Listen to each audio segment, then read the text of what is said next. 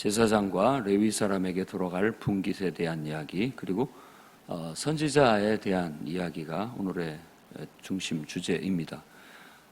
1절에서 8절까지가 바로 제사장과 레위인은 하나님이 택하셔 내시고 항상 이스라엘 백성 앞에서 여호와의 이름으로 서서 섬기게 했다. 그렇기 때문에 그들은 여호와가 그들의 기업이 된다라는 그런 뜻입니다.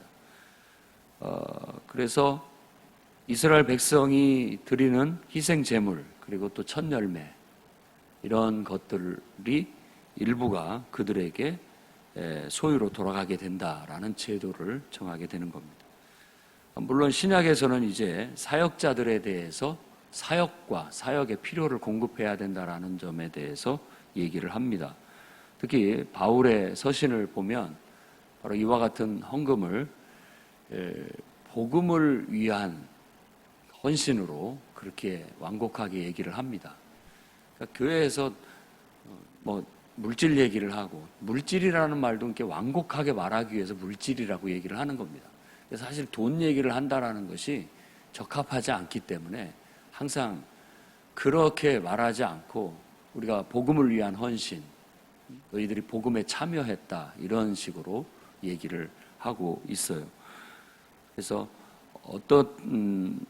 어떤 식으로든지 구약에는 제사장 제도가 있어서 제사장들이 하나님 앞에 선택을 받고 그들이 하나님의 명령을 따라 하나님을 섬기는 일을 하도록 하였고, 그것에 대한 책임을 그들의 삶의 필요를 공급하는 일을 공동체가 담당하게 하는 제도로서 10의 1조 제도라든지 또 하나님 앞에 예물을 드릴 때 그 예물의 일부가 그들에게 돌아가는 그런 시스템으로 잡아놨습니다. 결국 이스라엘 백성이 신실하게 건강하게 하나님 말씀을 순종하면서 가나안 땅에, 하나님이 약속하신 땅에 들어가서 잘 정착을 해서 잘 하나님 말씀대로 번창하며 살아가게 됐을 때 이런 것들은 비교적 잘 지켜지게 되지만, 믿음이 떨어지고 또 이제 신앙적으로 흔들리게 됐을 때 이런 것들이 소홀히 돼 여러 선지자들 중에 특히 말라기 선지자 같은 경우는 제사장들이나 레위인들이 더 이상 성전 일에 섬기지를 못하고 먹고 살기 위해서 궁여지책으로 나아가서 밭에서 일을 하는 그런 일이 벌어지게 된 것에 대해서 선지자가 한탄을 하며 책망하고 지적하고 있는 내용이 나타나 있습니다.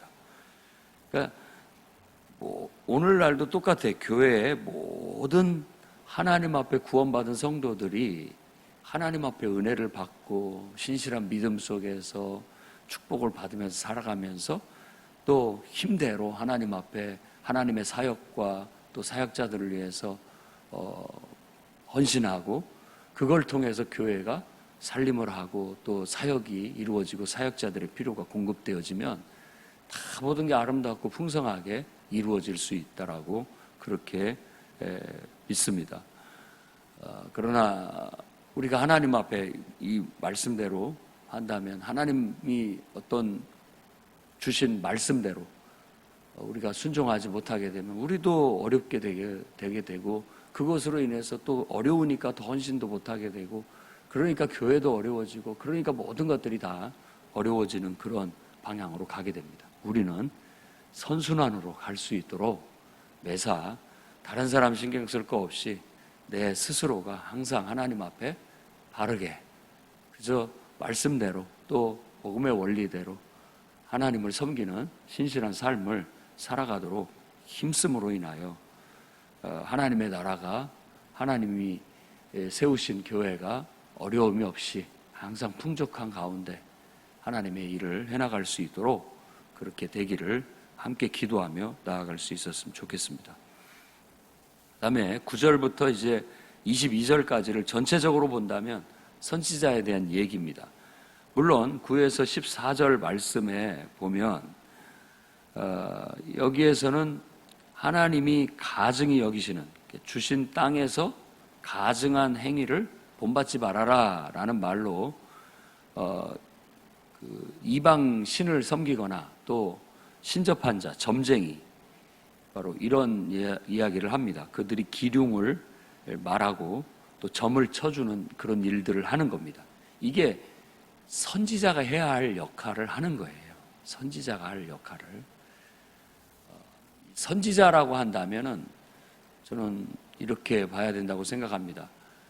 하나님을 품어서 하나님의 성령의 하나님의 영의 감화 감동을 받아서 하나님의 눈으로 세상을 해석하는 사람들입니다.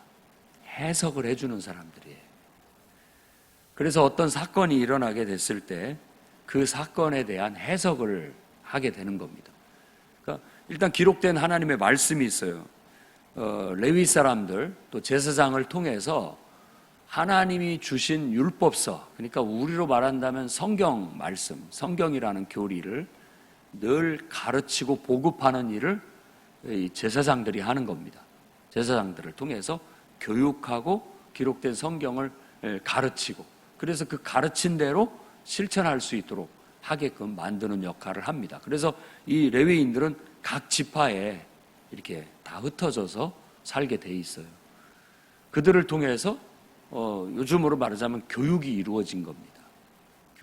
철저한 교육이 이루어지고 하나님의 백성이면 하나님의 백성답게 살 수 있는 말씀을 배우고 그 배운 대로 실천하게 했던 겁니다.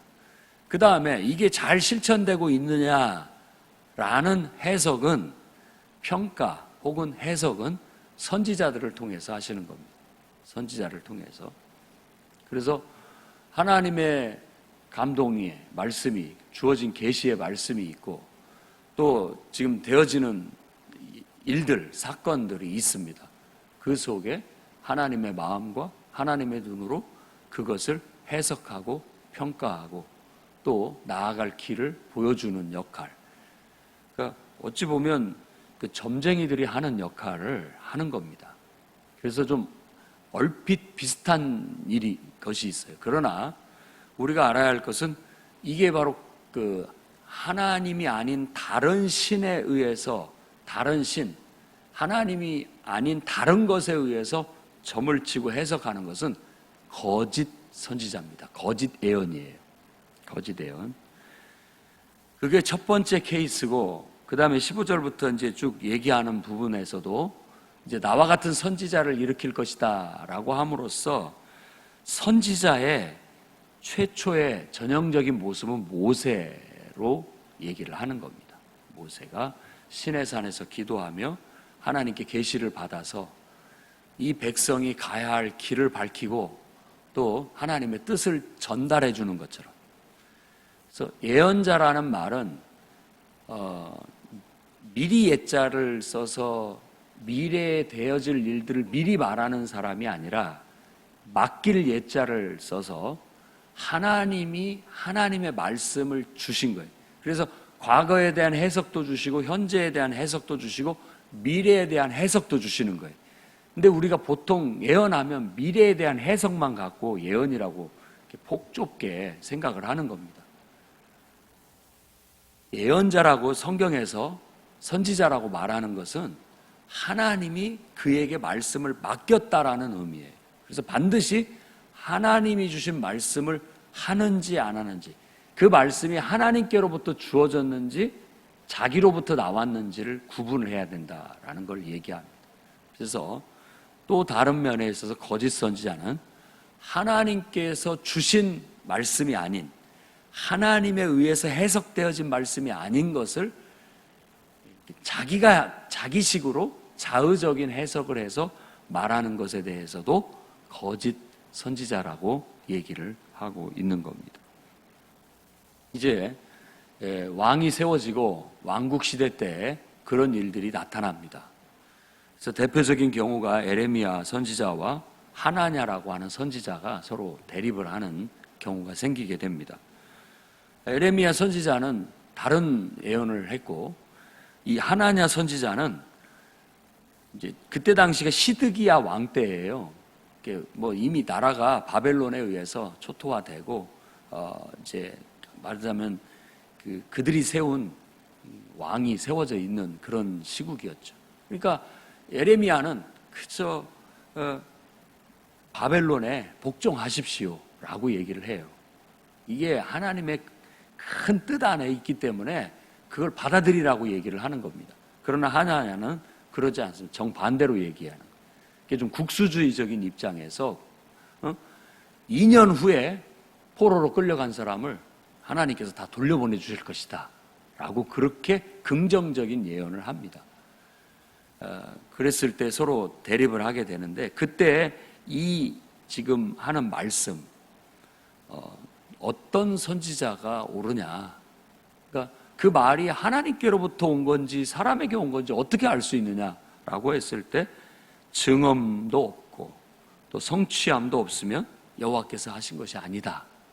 그러니까 우리가 잘 분별하기가 어려워요. 그러나 가만히 보고 있으면 그것이 되어지는 것을 보면, 아, 이건 하나님께로부터 온 말이었습니다, 아니다 라는 걸 알게 되죠.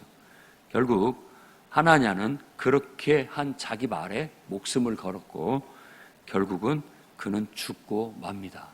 1년 만에 죽고 말아요. 그의 말이 하나님께로부터 온 말이 예언이 아니었다라는 반증이 되게 되는 것이죠. 그래서 우리가 오늘날 설교도 그냥 우리가 설교, 가르친다라는 말이거든요. 풀어서 가르친다라는 건데 똑같습니다. 지금 되어지는, 우리가 살아가고 있는 공동체를 관찰하고 또 되어지는 일들을 보고 또 기록된 성경 말씀을 보고 그 말씀의 내용 속에서 하나님이 감동을 주셔서 그 어떤 주제를 가지고 하나님의 뜻을 해석하고 하나님의 말씀을 거기에서 분별해서 사람들에게 그걸 전하는 겁니다. 그러니까 선지자는 율법을 가르치는 사람이 아니에요. 율법에 이렇게 되어 있는데 너희들은 지금 이렇게 하고 있다. 그러니까 대부분 책망을 하는 경우가 많습니다. 책망을. 왜 하나님의 말씀대로 지키지 않느냐. 그러니까 지금 이런 일들이 벌어지고 있고 이런 현상들이 나타나고 있다. 대부분이 빨리 회개하고 돌이키지 않는다면 더 큰 화가 임하게 될 것이다 라는 그런 얘기들을 많이 합니다. 대부분의 예언들이 부정적이다 보니까 이제 왕국이 세워져서 왕이 세워지고 왕이 권한이 세지게 되니까 원래 왕은 하나님의 말씀을 실천하고 하나님의 뜻을 이루기 위한 지도자의 역할일 뿐인데, 나아가서는 결국은 그 왕이 더 높아지다 보면은 어떻게 되느냐, 하나님의 말씀을 실행하고 역사를 실행하기 위해서 늘 하나님 말씀에 귀를 기울이는 것이 아니라 자기의 통치를 이루기 위해서 하나님을 이용하는, 하나님을 섬기는 걸 이용하는 식으로 변질이 되게 됩니다. 그럴 때마다 선지자들이 일어나서 그런 왕들을 잘못됐다라고 얘기를 해요. 이 나라는 완전히 신정국가예요. 하나님이 왕인 나라.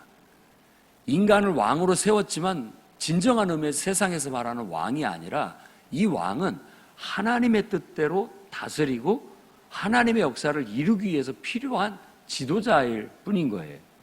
진짜 세상에서 말하는 무소불위의 권력을 가지고 자기 뜻대로 나라를 다스리는 그런 왕이 아닙니다. 그런데 자꾸 세상을 본받으면서 그런 쪽으로 가게 되는 거예요. 그러면 선지자들을 통해서 책망하게 되고 다시 원래 말씀으로 돌아와야 된다. 말씀으로 돌아와야 된다. 말씀대로 살아야 된다. 라는 것을 얘기하고, 하나님의 말씀에 이렇게 얘기한 것을 이렇게 하는 것은 제대로 된 실천이 아니다. 제대로 된 하나님의 말씀을 실천하려면 이렇게 해야 된다라는 그런 것들을 설파하는 그런 일들을 하게 된 겁니다. 어떤 의미에서는 율법에 대한 실천을 보완하는 역할을 하게 되는 것이죠. 그래서 제사장적인 사명이 있고 선지자적인 사명이 있습니다. 오늘날 우리나라도 이제 나아가고 있는데, 일단은 이걸 기억을 해야 됩니다. 모든 구약 학자들도 그렇게 얘기를 합니다만은, 이스라엘은 신정국가예요. 다 같이 하나님 말씀이라는 율법을 토대로 해서 왕이 됐든 뭐 대신들이 됐든 국민들이 됐든 제사장이 됐든 다 그거에 의해서 하나님 말씀대로 실천하겠다라고 서약하고 하나님 앞에 부름을 받고 택한 하나님의 나라, 신정국가입니다. 그러니까는 그 속에서 왕에 대해서 선지자들이 일어나서 하나님 말씀대로 똑바로 하십시오라고 하는 겁니다. 그런 국가 시스템하고 현재 우리나라 국가는 신정국가가 아니에요. 신정국가 시스템 자체가 아닙니다. 다 그 어떤 이제 특정한 종교를 표방하지 않고 있죠. 그러나 분명히 우리가 알아야 할 것은 종교는 아니지만 유사 종교 같은, 그러니까 어떤 철학적인 사조를 가지고서 뭐 자유주의면 자유주의를 신봉하고 그것을 정치를 통해서 실현해내려고 하는 것 자체도 하나의 종교 행위같이 이루어지고 있다는 건 우리가 기억을 해야 됩니다. 그러니까 다른 종교를 갖고 있는 거예요, 우리가. 그래서 종교와 마찰이 일어날 수가 있습니다. 그렇다고 해서 우리가 대통령이나 혹은 통치자들한테 왜 하나님 말씀대로 안 합니까? 라고 말할 수 있는 시스템은 아니에요. 같은 종교를 갖고 있고 믿음을 갖고 있고 하나님을 신봉하는 건 아니니까. 다만 우리는 모든 통치가, 다스림이 하나님의 뜻 안에서 벗어나게 되면 하나님이 우리에게 은혜를 베푸시지 않는다라는 것 때문에 모든 통치자들이 그들이 어떻게 통치를 하든지 정말 우리가 갖고 있는 헌법에 의한다면 객관적으로 자신들이 국민들을 위해서 헌법에 준해서 이 나라를 통치하는데 좌로나 우로나 치우침이 없도록 해서 우리가 하나님을 섬기는데 정말 단정하게 하나님을 섬길 수 있고 또 복음을 전할 수 있는 그런 체제가 될 수 있도록 항상 기도하는 게 필요합니다. 그래서 구약의 이스라엘의 상황하고 맞기보다는 신약의 로마의 속국 속에서 사도들이 사역을 했을 때하고 더 비슷한 상황입니다.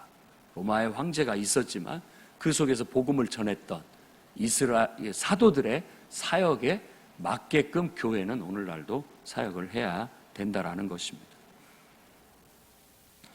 그래서 여러분들이 하나님의 말씀을 대언하는 오늘날 설교자들의 말을 잘 듣고 나아갈 수 있었으면 좋겠습니다. 모세가 전형적인 하나의 모델이 되고 그 다음에 그 뒤에 특별한 선지자라고 할 사람들이 없었습니다. 사사시대로 이어지는데 그 사사시대의 끝 무렵에 사무엘이 선지자 역할을 또 합니다. 그래서 그때부터 사무엘이 선지자들을 양성해요. 학교에서 키우듯이 그들을 키워내게 되면서 그 이후로 선지자들이 더 많이 활동하는 시대가 찾아오게 되는 겁니다. 그래서 선지자는 항상 그렇습니다. 이제 우리가 이사야 선지자라든지 에레미야 선지자라든지 뭐 이런 대표적인 선지자들이 이렇게 나오는데 그 선지자들 혼자 활동하지 않고 그 선지자의 사역 그룹이 있습니다. 그랬을 때 메시지는 항상 선지자 이름으로 나가는 겁니다. 오늘날 교회도 마찬가지예요. 교회 사역도 교회 이름으로 또 대표자인 담임 목회자의 이름으로 모든 사역들이 여러 사람들이 사역을 합니다마는 그 이름으로 하는 거예요. 물론 교회나 대표자다 할지라도 그들의 각각의 자기 생각과 자기 메시지를 전하는 것이 아니라 항상 이것에 목숨을 걸어야 되는 거예요. 교회가 목회자가 설교를 하거나 또 가르치는 사상이나 내용에 목숨을 걸어야 됩니다. 이것이 늘 하나님의 기록된 말씀과 또 그 말씀에서 위배되는 것이 없는지 왜곡된 것이 없는지를 늘 살펴야 되고 가려야 되고 불순물들을 제거해내야 되고 다듬어져야 됩니다. 그렇지 않게 된다면 그것이 왜곡되었거나 잘못되었을 때 오게 되는 책임을 다 교회나 그 대표자의 이름이 다 책임을 져야 되는 문제가 되는 겁니다.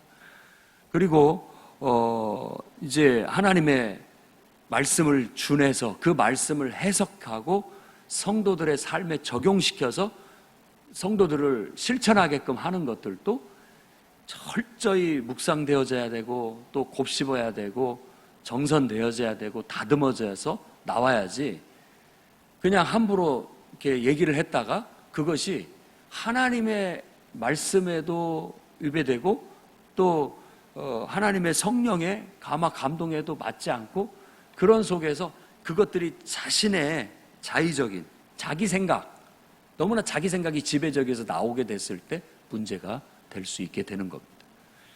그리고 또한 성도들은 자기의 과거, 현재, 미래를 스스로 하나님의 말씀에 근거하여 또 성령의 감화 감동 속에서 해석하는 훈련을 해야 됩니다. 하나님의 관점에서 철저히 자기를 돌아볼 수 있고 해석할 수 있는 훈련을 해야 됩니다. 충분한 시간이 필요하고 훈련이 필요해요.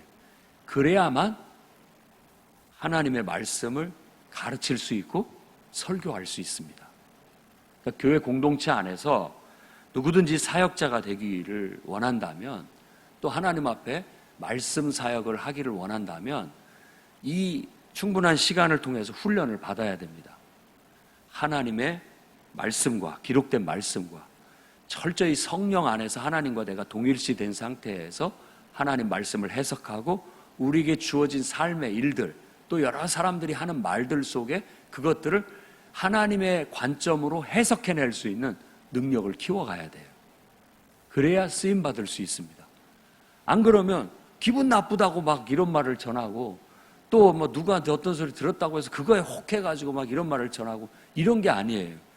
철저히 기록된 말씀에 근거해서 해석하고 다듬고 또 정죄하고, 또 성령 안에서 하나님의 마음과 내 마음이 하나가 돼서 하나님의 눈으로 그것들을 보면서 분별하고 해석하는 가운데 그런 일들을 하게 되는 겁니다.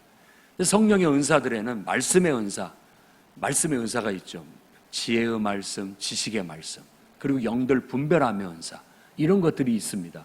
이런 것들을 통해서 우리가 기록된 말씀을 통해서 현재를 해석하고 분석할 수 있는, 그리고 기록된 말씀과 성령의 감화 감동을 통해서 어떤 사람을 분별할 수 있고 분석할 수 있는 그런 능력을 갖게 되는 겁니다. 이런 건 해석의 능력이에요. 그럼으로써 그 속에 하나님의 뜻을 제대로 찾아내게 되고 하나님의 뜻을 향해서 나아갈 수 있게 되는 것이죠. 그래서 바울의 서신서에는 예언을 다 믿지 말고 예언을 분별해라. 두세 사람이 예언할 수 있고 그 예언을 분별하라 라고 그렇게 얘기를 합니다. 그렇지만 예언을 멸시해서도 안 되는 겁니다. 하나님의 말씀, 설교의 말씀이 주어졌을 때 우리는 그 말씀을 정말 귀담아 들어야 되고 그 속에 있는 하나님이 내게 하시는 말씀을 찾아내야 됩니다. 해석해내야 돼요. 그리고 여러분의 삶에, 누구보다도 여러분들이 여러분을 잘 알아요. 여러분이 처해 있는 환경과 일일이 다 모든 사람이 처해진 환경과 입장이 다르기 때문에 다 일률적으로 적용할 수가 없습니다. 그러니까 어느 정도는 앞에서 말씀을 전할 때는 좀 전체적인 틀 안에서 객관적인 메시지를 전하지만 그 말씀 속에서 여러분들은 그 말씀을 받아서 묵상하고 그 말씀을 여러분의 삶에 구체적으로 적용해 가야 돼. 그건 여러분의 몫입니다. 말씀에 대한 해석은 하나이지만 그 말씀을 적용하는 것은 각자 다양하게 적용이 가능합니다. 그런 일을 이 새벽 기도 시간에 여러분들이 하게 되고 또 하루를 그 말씀에 의지하여 살아가게 된다면 우리는 말씀에 의해서 사는 비교적 건강하고 힘있고 능력 있는 성도로서의 삶을 살아가게 되는 거예요. 우리가 거짓 예언이나 또 거짓 선지자들의 거짓된 것에 놀아나게 된다면, 그 분별 없이 그거에 휩쓸리게 되게 된다면 우리의 삶이 건강해질 수가 없습니다. 우리 신앙이 병들게 되거나 공동체가 병들게 돼서 이상한 왜곡된 그런 형태가 나타나게 됩니다. 병리적인 현상들이 일어나게 되는 거예요. 그래서 지금 똑같아요. 어느 시대고 이런 일들은 늘 있기 마련입니다. 언제든지 이단과 같은 왜곡되게 잘못되게 성경을 해석해서 설파하고 사람들을 현혹하여 끌어가는 일들은 어느 시대고 있어 왔고요. 그러나 정말 기록된 말씀과 또 건전한 신앙을 추구했던 사람들은 늘 그런 것들을 방어하면서 이 순수함과 건전한 신앙을 지금까지 지켜오게 되었던 거예요. 우리 학이 달려 있습니다. 우리가 건전한 신앙을 갖지 못하게 되면 당연히 병들게 돼 있습니다. 그리고 병이 들면 묘하게 이상하게 그런 우리를 병들게 하는 잘못된 달콤한 것들이 자꾸 우리를 꼬이게 되고 그것에 의해서 나아가게 되는 거예요. 세상에서 말하는, 제가 주일날 말씀을 드렸듯이 정치적인 선동이나 언론의 선동을 분별해내셔야 됩니다. 그들은 참 선지자가 아니에요. 하나님을 통해서 말하는 자들이 아니에요. 그들 말 속에는 발람처럼 옳은 말도 있고 우리가 받아들일 수 있는 말도 있지만 그 근본 영이 틀려요. 영이 틀리기 때문에, 다른 영이기 때문에 그 영을 분별해서 걸러야 되는 겁니다. 그렇지 않으면 휩쓸려요. 휩쓸려서 말씀으로 그것을 분별해서 말씀에 이렇게 얘기하고 있다라고 해서 그런 것들을 다 걸러서 들어야 되는데 그렇지 못하고 그거에 감정이 벌써 휩쓸려가지고 막 이래야 됩니다, 저래야 됩니다. 그거에 의해서 함부로 너무 성급하게 말하는 일들이 생겨지게 되는 것이죠. 또 여러분 주위에 있는 사람들의 말들에 너무 현혹돼서는 안 됩니다. 그들이 하나님을 믿지 않는다면 하나님의 영에 의해서 말해야 되는데 우리가 점쟁이를 찾아간다든지 아니면 친한 친구나 또 존경하는 어떤 안 믿는 사람을 찾아가서 조언을 듣는다는 것도 걸러서 들어야 되는 겁니다. 그들은 근본이 틀려 영이 없기 때문에, 우리가 섬기는 하나님의 영이 없기 때문에 그들은 나름대로 객관적으로 이성을 따라서 판단을 해주지만 옳은 말이 있고 그런 말이 있어요. 그런 것들은 걸러서 들어야 되고 취사선택을 하고 여러분들도 주도적으로 해석할 수 있어야 되는 겁니다. 또 교회 안에서 하나님의 이름으로 말하는 모든 설교 속에서도 여러분들이 그걸 정말 충분한 시간, 훈련을 통해서 기록된 성경 말씀을 근거로 해서 여러분들이 분별할 수 있어야 되겠고 여러분이 잘 적용을 해 나갈 수 있어서 건전하고 힘있고 누구보다도 하나님 앞에 바르고 정직한 그런 신앙인들로 살아가시기를 주의 이름으로 축원합니다. 기도하겠습니다. 자비로우신 주님,